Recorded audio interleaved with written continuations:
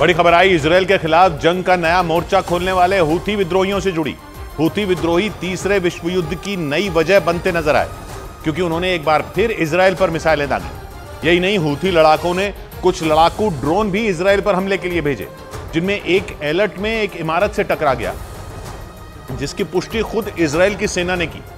ऐसा पहली बार हुआ जब हूथी विद्रोहियों का कोई ड्रोन इजरायल में घुसा, जबकि इससे पहले इजरायल और अमेरिका ने हूथी लड़ाकों की मिसाइलों को इजरायल में घुसने से पहले ही मार गिराया था। लेकिन इस बार हूथी लड़ाकों का एक ड्रोन इजरायल के एलर्ट में घुस गया, यानी बात बढ़ गई, क्योंकि इससे पहले इजरायल और अमेरिका ने उनके ड्रोन को भूमध्य सागर के ऊपर ही मार गिराया था। लेकिन इस बार हूथी लड़ाकों के ड्रोन की इजरायल में एंट्री हो गई, जो बड़े खतरे की आहट, क्योंकि हमास और हिजबुल्लाह के बाद हूथी विद्रोहियों ने इजरायल से दो हाथ करने की तैयारी कर ली, क्योंकि दक्षिणी इजरायल के एलर्ट में एक बार फिर हूथी विद्रोहियों ने भगदड़ मचा दी।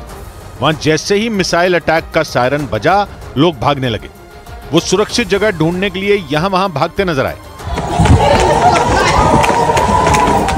मतलब ट्रिपल एच का तीसरा एच यानी हूथी लड़ाके तीसरे विश्व युद्ध की नई वजह बन सकते हैं, क्योंकि उनके तेवर आक्रामक हैं। गाजा पर इजरायल की बमबारी से उनका पारा चढ़ा हुआ है, क्योंकि पिछले 2 हफ्तों में कई बार उन्होंने इजरायल पर हमला किया, और इस बार तो उनका ड्रोन इजरायल के अंदर ही घुस गया और दक्षिणी इजरायल के रिहायशी इलाके में एक इमारत से टकरा गया।